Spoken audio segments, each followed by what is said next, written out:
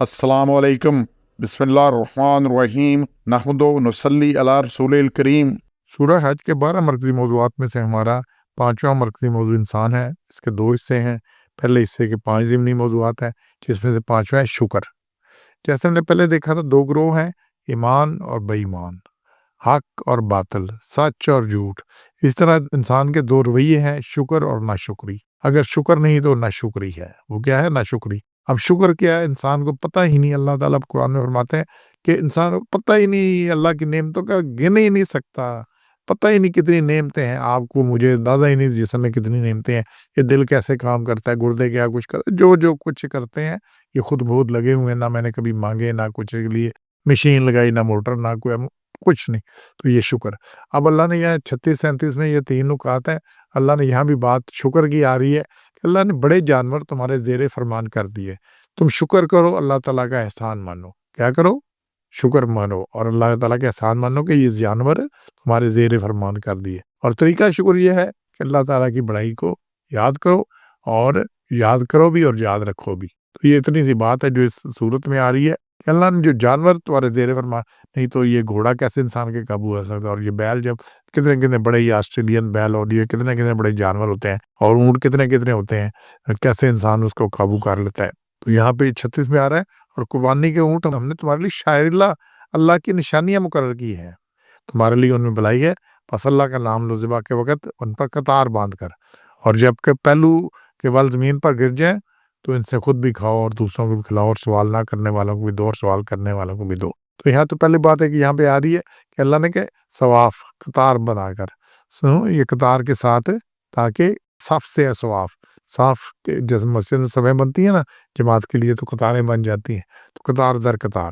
इसीलिए जो ऊँट को ज़िबा करने का तरीका ये नहीं है लटा के जैसे गाय बैल बकरा ज़िबा करते इस तरह गर्दन पे छुरी फेरी जाए। इसका तरीका है नहर। नहर का तरीका ये होता है कि एक अगला पाँव बाँध देते हैं उसका, घुटने के साथ ना उसको मोड़ के बाँध देते हैं, तो 3 पाँव पे खड़ा होता है। फिर नेज़ा या बर्छी उसकी गर्दन में ना जो खून वाली रग है उसमें चुभो देते हैं तेज़ी से, तो खून निकल जाने से ऊँट थोड़ी देर में गिर जाता है। तो यहाँ इसी में यही आ रहा है, इन पहलू के बार गिर जाएँ तो फिर वो खुद भी खाओ। और ये सारा कुछ किस लिए है? ज़ालिका सख्खरनाहा, ये हमने तुम्हारे लिए मुसख्खर किया है, उन्हें तुम्हारे ज़ेरे फरमान कर दिया है। किस लिए? लअल्लकुम तशकुरून, ताकि तुम शुक्र करो, अल्लाह का एहसान मानो।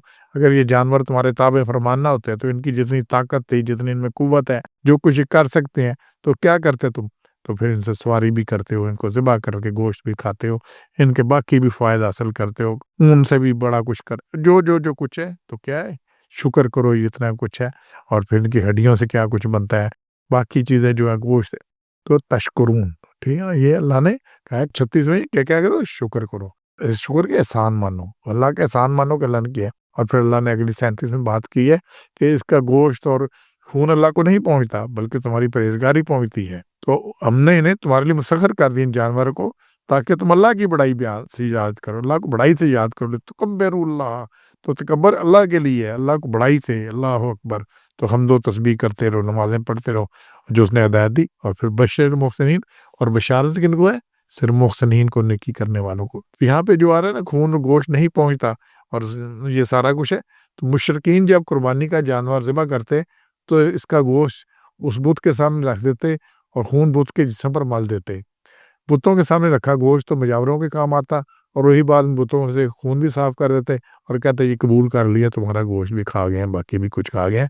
मौजें अपनी करते थे। अल्लाह के नाम की कुर्बानी का गोश्त काबा के सामने ला रखते और खून काबा की दीवारों पर मल देते। गोया कुर्बानी का मकसद खून और गोश्त पेश करना था। अल्लाह ने इस जाहली नजरिया की तरदीद फरमाई, और नीयत का खलूस और तकवा ही अल्लाह के नज़दीक कुर्बानी की कबूलियत का बायस होगा। अगर नीयत में खलूस नहीं, बल्कि कुर्बानी फ़कत दिखावा है, नमूदो नुमाइश है, मशहूरी है, दौलत का इज़हार के तौर पे है कि हमने इतना किया, रानें इधर जा रही हैं, उधर जा रही हैं, 10-10, 20-20 बकरे हैं, पले हुए खड़े होते हैं, बाकी बैल खड़े होते हैं जब कुर्बानी, और नमाज़ जा रही होती है। तो ये क्या है? ये कुर्बानी जो है ना, ये नमाज़ फ़र्ज़ ऐन है, उसके आगे कोई चीज़ नहीं है। तो ये सारी चीज़ें ये फिर सिर्फ़ दिखावा रह जाता है, कुछ नहीं हो रह जाता।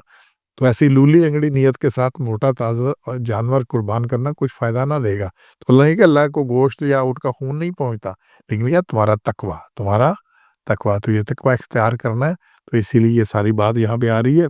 शुक्र की जो बात आ रही है, یہ ایک آیت سورہ ابراہیم میں 14 نمبر، اس کی آیت نمبر 7 ہے، لئن شکرتم لازیدنکم، اگر احسان مانو گے شکر کرو گے تو اور تمہیں دوں گا، اگر ناشکری کرو گے تو میرا عذاب بڑا سخت ہے، ان عذاب لشدید، بہت ہی سخت ہے۔